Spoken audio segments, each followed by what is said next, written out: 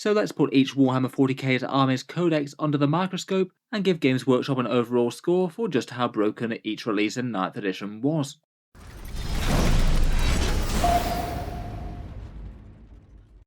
Hello and welcome back to Auspex Tactics, where today we're going to be taking a look at each 40k codex in 9th edition. The Warhammer 40k releases have been a bit of a bumpy road throughout 9th edition. It maybe has just had a little bit of a reputation for power creep, with at the vast majority of points in the game usually one of the last released codexes being one of the best armies to play. I'd argue it's been addressed quite a bit in balance patches since, but today I thought we'd talk through the power of each codex in 9th edition when it was released, whether or not it was arguably broken at the time, and by broken I'm talking about one of the top books in the game, perhaps the strongest. I'm talking about when the army was released, not now. Since the balance patches, Games Workshop have kept things under control just a bit more, and I thought it would be fun to keep score along the way for which codexes were arguably balanced and which were arguably broken, finding new and unexpected ways to make 40k into their stomping ground anew. So starting out, 9th edition was reset to indexes, and the first releases for the Codex front were the Space Marines and Necrons, both coming out in lateish 2020. For Codex Space Marines, we're not off to a great start. It was certainly one of the top armies in the game on Codex drop. Arguably a few choices were toned down a bit, like double firing aggressors, but it more than made up for it in its own way, with things like Eradicators at 35 points, just demolishing any enemy tanks. Plasma Inceptors were genuinely a very strong unit at the time, and Vanguard Veterans, Core Redemptor Dreadnoughts, and Volkite Contemptors from Imperial Armor Compendium, they all added to the mix. Since then, Codex Space Marines did get Codex creeps pretty hard further along. Eradicators and Inceptors also got nerfed. Then we had the Armor of Contempt era, which gave a small power boost, but still not enough to keep up. Though now we're back to an age where Space Marines seem to be decently strong again, much cheaper unit profiles, though some chapters like Iron Hands doing a lot better than others. Hand in hand with the Space Marines, we had Codex Necrons. Balance-wise, this was certainly nothing broken at the time, even compared with other indexes, it was kind of mid-tier at best. If anything, Codex Necrons was a touch on the disappointing side, despite a whole ton of units and excitement around the faction. Some elements of the Codex perhaps just didn't seem enormously well implemented, like command protocols, which were overly restrictive and not too many rewards.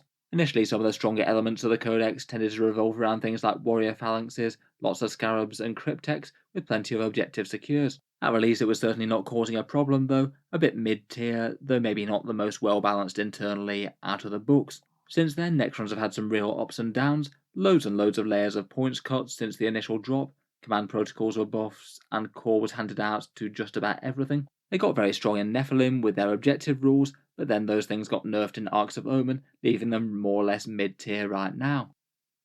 Following the initial Codex drops, Games Workshop came out with a trio of Space Marine supplements in 2020. Here we had Space Wolves, Blood Angels, and Deathwatch. Space Wolves was kind of middling, I'd put it more balanced than broke. Perhaps stronger options in the army were double exploding sixes with their successor chapters, maybe layered on Wolfguard with jump packs and chaplain rerolls. Some nice ways to make people fight last with things like the Armour of Russ, and units like Bjorn and Murderfang being pretty efficient standard dreadnoughts if you did take core Space Wolves. I would have ranked them kind of mid for Space Marines for most of the edition. They are having quite a good time at the moment with Wolfguard pack leaders with a whole bunch of free gear. At the same time was the Blood Angels Codex. Again, I would have said that this was certainly nothing broken on release. If anything, the core Codex rules represented a bit of a cut in power compared with the Psychic Awakening supplements. Blood Angels units lost things like their 3d6-inch charges and options to quickly jump around the table with On Wings of Fire. Most of their power just comes from their raw chapter tactic, plus just one extraordinarily powerful datasheet in the Sanguinary Guard. That one good unit is enough to keep them playable for just about the whole edition, including making them perhaps the most powerful Space Marine chapter under Arks of Omen. They really got on well with Armour of Contempt. They seem to be a bit diminished and a little bit more underwhelming now Armour of Contempt has gone away, maybe not doing quite as well out of the Arks of Omen changes compared with other shooting chapters. Lastly, for the trio of supplements in 2020, we've got the Deathwatch. Again, this codex felt like a bit of a weird side grade compared with previously. Before, Deathwatch were basically the army of special issue ammunition with loads of Stormbolters. This book vastly nerfed special issue ammunition, but it did actually give them a whole bunch of other interesting things to play with, better supporting relics and teleport tricks, plus some slightly better support for mixed kill teams and access to the whole Space Marine armory. At time of release, people were a bit underwhelmed, but they did have a bit of success with Contempt to Dreadnought castles later in 9th edition. While they did win a fair few big tournaments, they weren't anything too stand out. I'd certainly put them on the balanced side and not broken. Currently though, Deathwatch are having an absolutely terrible time of it, really struggling with the latest change to their doctrines and points changes, definitely in need of a helping hand at the moment. Early in 2021, we had Death Guard and Dark Angels come out, and it gets to this point where the real power hype train of 9th edition starts going, and it's not going to stop for a fair amount of time. Death Guard, I would argue, were probably broken on release, arguably the strongest army in the game, their biggest deals just being very efficient units with enormous durability. A lot of armies just really lack the tools to take down Mortarion, unless say you're playing Space Marines with a whole bunch of Eradicators with multi-melters. Plague Burst Crawlers near auto include, being one of the more efficient and an incredibly tough vehicle in the game, and are quite good with the secondaries at the time, like the one where you simply have to pick 3 units to survive the entire game long. And they've got some really nice support elements with things like the Tallyman and the Foul Blightspawn, remaining great to this point at the moment. Since then, Death Guard was Codex creeped quite a bit, then received a very heavy nerf when Games Workshop was still doing their imprint points updates, but in the balance pass following that, most of that was reversed and they gained Obsec Termers and Armour of Contempt. They're still probably on the lower end of the 40k power spectrum, but not by loads and loads. The points cuts they got, I think, only kind of balanced out Armour of Contempt being lost, not really going further than it. The month after though, Death Guard rapidly got a new and very powerful rival in the Dark Angels Codex. When this comes out, it's basically considered the strongest way to play Space Marines, and though some builds are a bit mixed, a lot of people go very heavy on the Deathwing Terminators, enormously tanky with their permanence transhuman inner circle rule. They did have it all ready from their temporary index, but now they've got a whole load more support, and objective secured on all of them too if you want it. It fits really well with their strong secondary objectives, like ones where you just hold the midfield with Oath of Moment or their home objective, and the Ravenwing units are very usable as well with attack bikes and fast-moving Obsec bikers.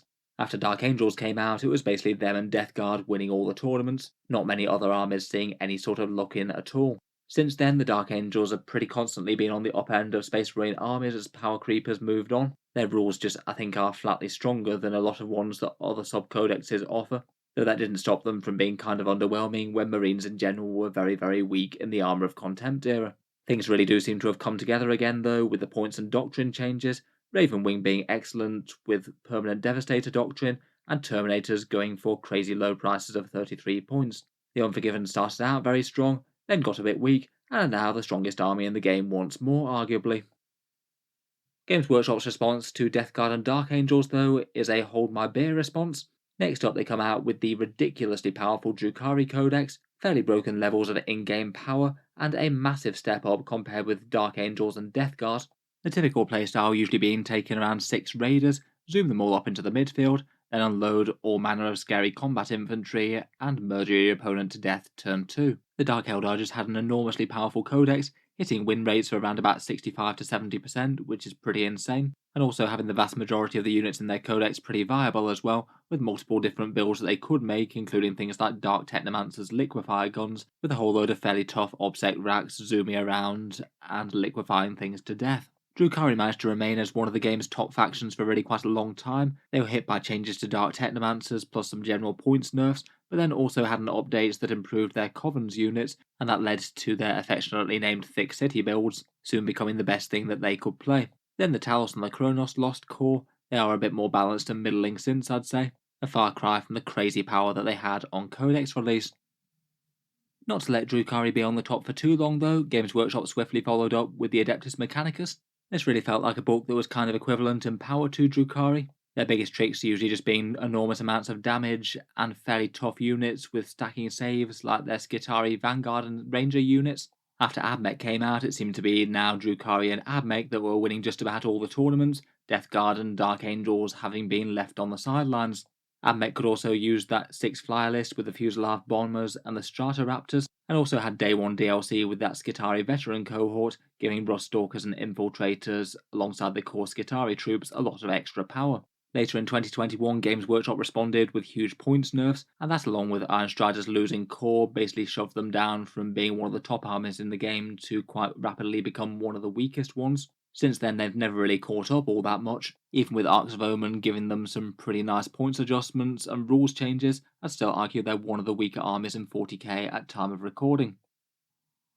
Moving on, we come to the Sisters of Battle, who were a mid-2021 release alongside a new model wave, things like their Celestian Sacrosancts and Morven Val. For the Sisters, I'd put them kind of in the middle between balanced and broken. When their book came out, they were one of the strongest armies in the game, certainly, but probably not quite up to the level of Admech and Drukhari that came just before them, but significantly stronger than most of the rest of the field. I'm going to rate them medium for this one and not add a point to either tally.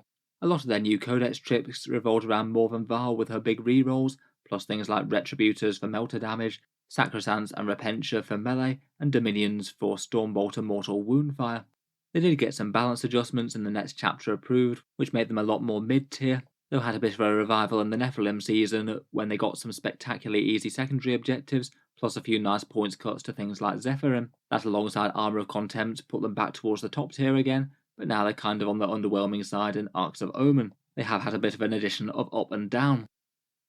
After the Sisters, we had the Hexfire release, Grey Knights vs Thousand Sons, and their Codex alongside them. Out of the two, Grey Knights fared far better than the Thousand Sons, again quickly becoming one of the very strongest armies in the game, particularly when Adeptus Mechanicus and Drukhari were nerfed in a digital update around this point. A lot of lists went all in on the Dread Knights at this point, often running 6 of them, including 3 Grandmaster Dread Knights in multiple patrol detachments, maybe backed up with a few Interceptors and Strike Marines. Their HQs weren't bad as well, Drago and the Mortal Wound Librarian often appearing as well. Their Grandmaster Nemesis Dread Knight spam didn't last too long, as that was cut down in the chapter approved at the start of 2022, and that alongside some points nerfs made them far more mid-tier, where they've more or less stayed up to this point. The Thousand Sons, though, I did think that Games Workshop did rather well with their Codex release. They were an army that had a fair bit of similar styling, lots of emphasis on the psychic and big mortal wound powers, but I think that their initial power more landed in the sort of upper mid-tier as opposed to being one of the strongest factions in 40k, which is a quite nice place to have them for a new Codex release, I think. The new book definitely focused on Rubik Marines, Terminators and Sorcerers. It was kind of refreshing to see the emphasis being on the Space Marines more so than Zangors. It's definitely a book with a lot of complexity and its own strengths and weaknesses, though. Maybe Magnus himself could afford to be a little bit better pointed. Since then, they've largely managed to remain as a solid mid-tier army that can threaten the top spots up until the end of Nephilim. Unfortunately, they seem to have fallen on hard times at the moment, though, losing both Armour of Contempt and easy allied undercosted Flamers at the same time. They do now appear to be one of the weakest armies in 40k, unfortunately. After the big Psychic release, we had the Orks next. They came out with that Beast Snagger launch box. I think the Ork Codex was a bit of an odd release. Lots of units in the Codex were pretty overpowered when run with things like Freebooters Speed War, but a bunch of their more traditional melee options just weren't really all that good. However, in terms of their top builds, they really were stomping things very hard after their book drops. There were times when their Speed War could pretty much win a game of 40k turn 1, swooping in with a bunch of Wasbomb or Dakajet planes, backed up by a bunch of things like Megatrack Scrapjets or those Squig Buggies that can fire out of line of sight. With the army-wide +1 to hit that you could get from freebooters, you couldn't really go too far wrong. Games Workshop did hit that build pretty hard though. The buggy numbers were limited and points were adjusted upwards. Flyer spam was limited just to 2 planes, so they couldn't just hoover things off the board with their Dakajets and Wasbombs anymore. And then in later updates they decreased the cost of some of the melee units and buffed the standard war. And weirdly now they've given the Orks Codex basically an 180 degree flip. Basically all the ranged units are pretty weak, and all the tournament lists tend to use Goth's melee as the most competitive way to play the faction right now. Currently they are looking pretty strong again, maybe not one of the very strongest armies in 40k, but certainly up there. Again, an army that's really had its story change in the balance passes that have been going on throughout 9th. After the Orks, it was the Black Templars Codex supplement, again this one launching alongside a small plastic range of a bunch of new Primaris units. I feel like this one was one that Games Workshop managed to land pretty well. It basically turned out to be a solid and usable codex for Space Marines in general, though Marines at the moment were kinda lackluster. The Black Templars may be competing well with Dark Angels, which were looking at least somewhat tame at this point, winning a few tournaments, but certainly not dominating the meta. Overall, I'd call it a balanced codex release. Stronger elements in the army are their 5+ invul save vow that they can take at the expense of getting cover, and then layered buffs and relic bearers on big tough melee units, giving them 5+ feel no pains and assault doctrine when they need it. Since then, the Armour of Contempt change I think was the biggest thing that's changed fortunes for them. When it came in, they became a bit less relevant, as their invul save vow just wasn't that important, and now it's gone away again, the Black Templars seem to be one of the stronger Space Marine chapters again. having access to that extra durability basically built in for free. They're currently a pretty solid mid-tier faction. Into January 2022 now, and the Adeptus Custodes Codex came out at around about the same time as a big balance pass, nerfing many of the previous armies, including Drukhari, Grey Knights, and Orks. All ready to jump into the power vacuum, though, was the Adeptus Custodes Codex, releasing alongside the Genestealer Cults after their Shadow Throne box set, and on release the Custodes were just hugely powerful and very easy to play, an easy army to get access to, and they swept to the top spots on a huge proportion of tournaments. Before they'd really had any chance to be tested too much, Games Workshop also published their print edition chapter approved, which kind of randomly decreased all their points costs straight away, something that perhaps became apparent that they didn't really need too much. In general, a lot of their power came from their stratagems like Esteemed Amalgam and their Martial Discretion. That plus a bunch of efficient datasheets. Trajan Valoris was only 160 points at this point, plus applying all their layered special rules to the Forge World Dreadnoughts worked out quite well as well. Unfortunately for the Custodes, their time at the spot didn't last all that long. They were rapidly codex creeps by subsequent releases, and then they also had balance changes nerfing their obsec and stratagems, meaning that they were a bit more of a mid-tier army for quite a while. In Arks of Omen, their favour seems to have shifted once more, and are perhaps one of the stronger armies in the game again. They quite like having their obsec Terminators back, plus their stratagem nerfs getting partially reversed, and also having lots of Marines in the meta is generally good for their damage to power weapons. Alongside the Custodes Codex came the Genestealer Cults, which I would have rated as one of Games Workshop's best released codexes of the edition, perhaps. Compared with Custodes, the Genestealer Cult didn't have the same sort of raw power. It was pretty interesting that they paired some kind of game-breaking guerrilla tactics buffs, plus powerful damage boosts like Crossfire, with some sort of underwhelming unit profiles, making them feel like they're punching up against greater foes. They certainly could win some events, but took more skill to use than most, and I feel like for the most part their internal balance was quite good as well, the majority of their codex being usable, and even a couple of viable ways to play the army in a custom cult more focused on Crossfire or Twisted Helix for melee. Since then, they've generally been hovering around about mid-tier, not really too far above or below. Arks of Omen has had them come to the fore again though, they're certainly rising up in terms of win percentage. A couple of nice changes for them, but I feel like it's perhaps the general power decrease to other factions that have put them in a good spot. On release though, I think that Games Workshop did pretty well with them. Hot on the heels of the Custodes Genestealer Cult and chapter approved though is Codex Tau Empire, and it was perhaps one of the very best examples of 9th edition power creep, one of the weakest armies in the game instantly becoming the strongest overnight. The only faction that was really rivaling them all that much was Adeptus Custodes. It was basically them and Custodes winning all the tournaments at this point. A whole load of the units in the Codex were just phenomenally powerful, cheap ethereals farming command points, commanders jumping around the table with enormous boosts, and perhaps most of all, enormous blocks of crisis suits layered with scary buffs and fully efficient Montcar, hoovering opponents off the table with things like airbursting fragmentation projectors, which didn't have the barrage nerf affect them at this point. Core broadsides, storm surges, and the hammerhead were all very scary threats as well. Since then though, they basically had just progressive layers of nerfs thrown at them. Broadsides lost core, Montcar and Farsight enclaves both got toned down, and there were big points increases to just about every competitive unit. They were generally remaining upper mid-tier. In Arks of Omen, they've been hit with their crisis suits and commanders again, maybe looking a bit more solidly mid-tier as opposed to upper. After the Tau came Codex Eldari. This was kind of a composite book of the Craftworld's forces and the Harlequins, both of which I would have argued are problematic in their own way, though admittedly the Harlequins far more so than the Craftworlders.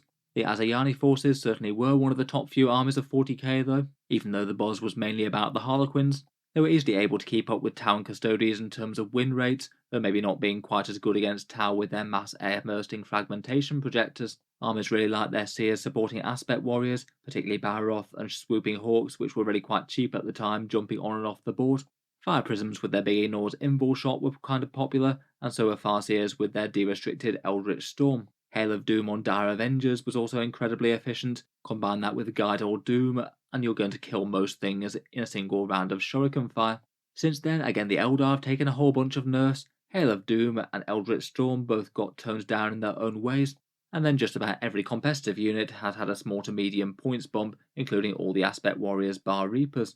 Despite all this though, they are still doing pretty fine, towards the top end of Warhammer 40k, certainly in Ari as their sub-faction.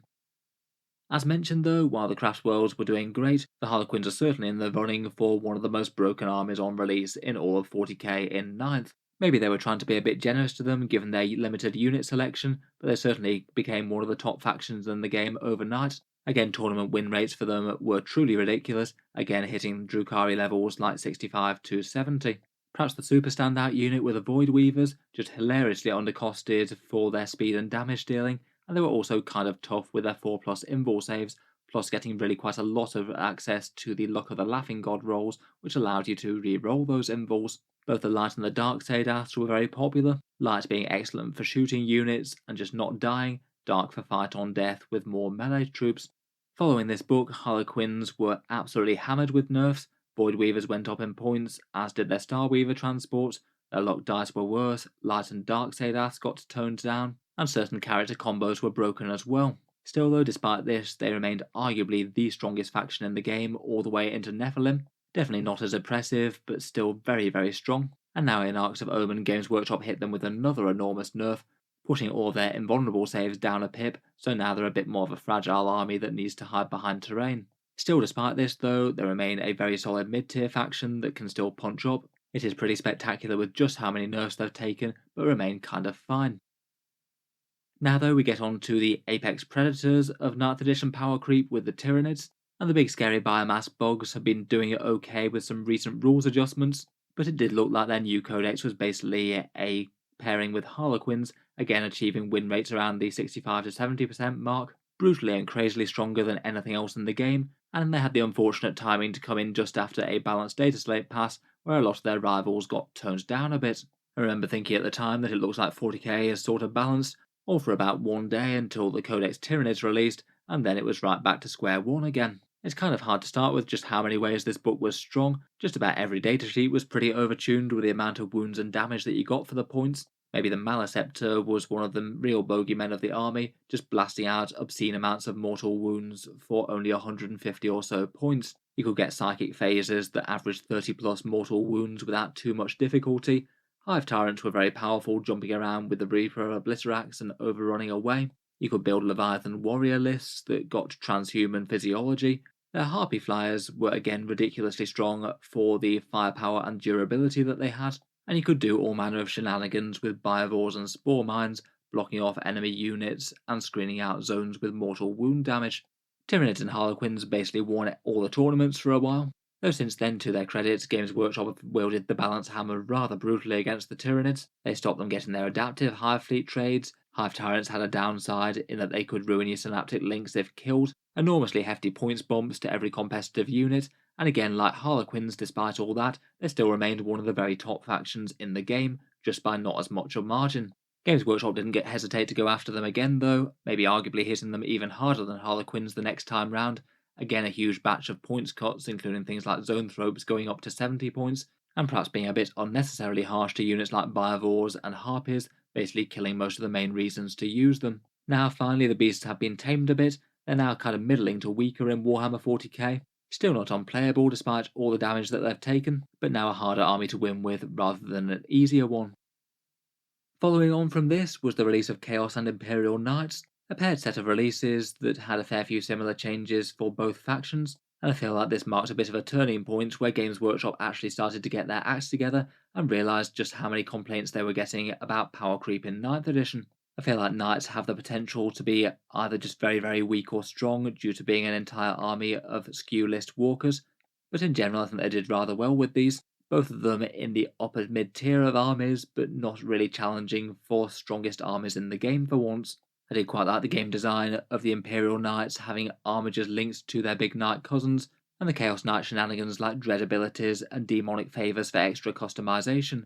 Perhaps a criticism of the Chaos ones might be that they tend to be a little bit too easy to go down the War Dog spam route rather than the big knights, still probably something that they could try and even up the score just a little bit there. Since the books have come out, they haven't really needed all that many changes, have been pretty much a similar sort of power level to when they dropped. The Chaos Knights did have their secondaries improved, and they both remain pretty solid mid-tier armies at the moment. Overall pretty good as a Codex release in terms of not prolonging 9th edition power creep, so not too bad on Games Workshop's part there I guess. Next up after that was an update for the long-suffering Chaos Marines. They've been lagging behind with 8th edition rules and unit profiles such as 1 Wound Space Marines for ages now, and this codex I think was quite a decent one for them. Really quite in-depth Legion rules all in the same book, a healthy power boost, and a fair few nice new models including those possessed to draw a few people to the faction.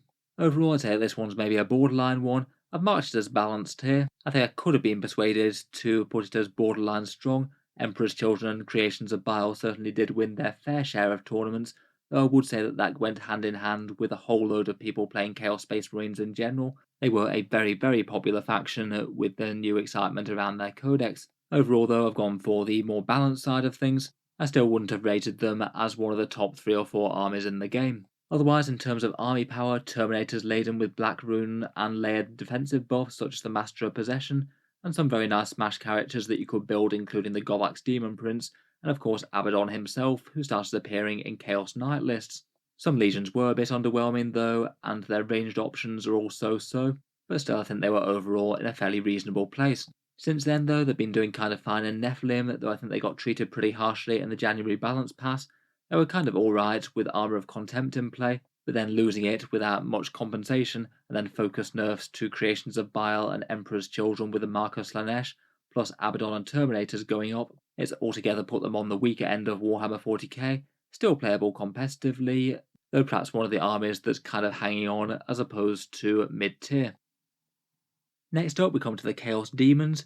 They were a mid-2022 release in the Nephilim season after Games Workshop somewhat got their act together and gave some drastic nerfs to previous factions, making game balance a lot better. On release I've decided to rate them as kind of borderline. They certainly had their tournament success, often Bellicor, Bloodthirsters and the Lord of Change leading a ridiculous amount of flamers into battle. They were maybe a bit of a polarising codex, lots of units being utterly terrible, and a few of them really quite strong, the Flamers of Tzeentch in particular, as being ridiculously undercosted. At this point they were certainly a higher tier army, but still not doing quite as well overall as the nerfed versions of Tyranids or Harlequins, so I wouldn't have rated them as one of the single strongest factions in the game. Still though, they were certainly well stronger than most. I've given them a borderline for this one, and not added a point to either tally. Since then, for a borderline top tier codex, the Chaos Demons were treated pretty kindly in the Arks of Omen balance pass. The Flamers couldn't auto-hit, but still seemed to be usable overall. They had a couple of minor other nerfs, but lots of the other less strong datasheets were buffed quite a bit, particularly things like Fleshhounds, which are really good now. They do seem to have retained their spot as one of the stronger armies in the game, maybe around the top 5 mark. Definitely still an army to fear. Next up, and perhaps one of the most controversial releases of the edition, were the Leaguers of Votann, a late 2022 Codex release in their launch box, the exciting new introduction of the squats back into Warhammer 40k. What happened with the Leaguers of Votann was that their Codex got out early, and from there it was immediately apparent that they could just about outdamage anything in Warhammer 40k with relative ease. Their judgment tokens, along with certain problematic combos in the Codex, meaning that they could just hoover virtually every army in the game off the table, no questions asked. It was either hide from them or outrange them, or lose the game for the most part. The release was shaping up to be a particularly painful one after Nephilim had made some relatively good balance changes. I think people were just really not wanting to go back to the case of affairs before, where the last codex always is best, and compared with just about everything else there was a massive extra outcry for these guys, and Games Workshop took the decision to make some pretty heavy balance adjustments basically as soon as the codex came out. They chose to increase just about every unit in the codex's points cost by about 10%, and also rein in the judgment tokens, meaning that they didn't count as automatic 6 to wounds anymore, which reined in a lot of the crazy silliness that you could do with the codex. In hindsight, it certainly turned out to be a good decision, as even with those nerfs, they still remained one of the stronger armies in the game, probably about the same sort of level as Chaos Demons, perhaps a testimony to just how crazily overpowered the codex would have been if they hadn't done those monumental nerfs. Still, overall, it produced a pretty strong army, though further nerfs in January have put them again a bit more mid-tier, a fairly balanced faction in the game at the moment, in my opinion. Up next came the Astra Militarum. They were a late 2022 release in their launch box. They were in an awkward position for quite a long time, having their codex but not actually having it officially on sale individually, and therefore not really supported or recommended for match play by Games Workshop. They also didn't have a whole bunch of their new units like the Rogal Dawn tank or the Kazakin on general sale, so they only really officially released in Arks of Omen. Given the power adjustments to quite a lot of armies, I think a fair few people were expecting the guards to be very strong indeed, but they do seem to have landed more sort of upper mid-tier. in the top 10 factions of the game, but not really challenging for the strongest in any way. Broadly speaking, that's pretty good compared with a lot of the rest of them. I'd rate them as balanced overall. Again, internal balance could probably be improved a bit. Lehman Rosses, infantries for objectives, and Kazakin jumping around the table really are some of the cream of the crop damage-wise. And they do have some nice things like some very solid secondaries, boots on the ground, and inflexible command both do excellently. So far, due to their recent release, they haven't really received any major balance changes. They only had their FAQ and errata that limited some Cadian shock troop weapons, but haven't really changed the overall power of the army.